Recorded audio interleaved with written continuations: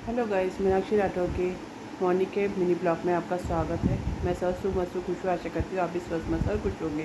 जैसे कि आप लोग जानते हैं कि मेरा जो मॉर्निंग का ब्लॉग होता है वो गणेश मुनान का होता है। तो सबको विश्वकर्मा दिवस की शुभकामनाएँ। तो गणेश कथा आरंभ होती है। ओम गणपते नमः, ओम गणेशाय नमः।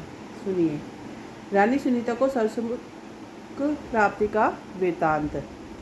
शौनक जी बोले, सूजी फिर उस रानी ने क्या किया? शिविर में लौटने पर उसका पूर्ण अपमान तो नहीं हुआ? उसने गणेश पूजन किया या नहीं? यदि किया तो उसका क्या फल हुआ?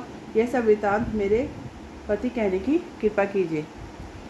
सूजी ने कहा, शौनक, रानी सुनता का अगला वृतांत पार्वती के पूछने पर शिवजी ने इस प्रकार बताया कि रानी अपने शिविर में जाकर सो गई। उसके आत्मघात के लिए जाने आदि का बात किसी को भी नहीं पता चला। महाराज चंद्रसेन जब अपने राज्य में लौटे तब उनके विचार ने पलटा खाया और उन्होंने सोचा कि बड़ी रानी को संतान क्यों नहीं हुई, तो उसका दोष क्या है। वह तो अब तक अपने पतिव्रत धर्म का निर्वाह करती चली आ रही है, इसलिए उसके पति छोटी रानी का व्यवहार अनुचित और न्यायपूर्ण है। ऐसा सोचकर वह रानी सुनीता का आदर करने लगे। भगवान गणेश्वर के व्रत विधायक विषयक संकल्प का एक ऐसा प्रभाव देखकर सुनीता उनका पूजन करने के लिए तत्पर हुई और व्रत रखा विधि पूर्वक राजगुरु भारद्वाज के द्वारा पूजन कार्य संपन्न कराया। उसने पूजन के लिए महाराज को बुलाया तो उन्होंने छोटी रानी पद्मावती को भी बुलाया। सुनीता के भवन में चलने को कहा, किंतु पद्मावती ईर्ष्या के कारण महाराज के साथ ना गई और वह अकेले ही वहाँ पहुँचे। हे शौनक, रानी सुनीता ने अपने पति को आया देखकर बड़ी प्रसन्न हुई। उसने अपने श्री गणेश जी की कृपा माना। फिर उसने पति के साथ बैठकर भगवान विघ्नराज का भक्तिभाव से पूजन किया। स्तुति आरती प्रदक्षिणादि के पश्चात महर्षि भारद्वाज और अन्य ब्राह्मणों को भोजन दक्षिणा से संतुष्ट किया।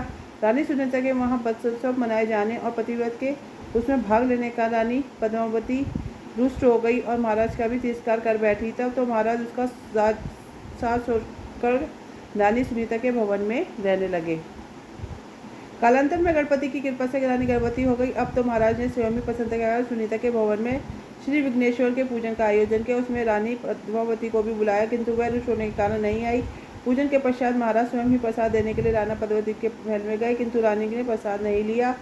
राजा अपमानित होकर बड़ी रानी के भवन में लौट आया। उधर पद्मावती कुत्सित हो गई, इस कारण राजा ने उसका परित्याग कर दिया।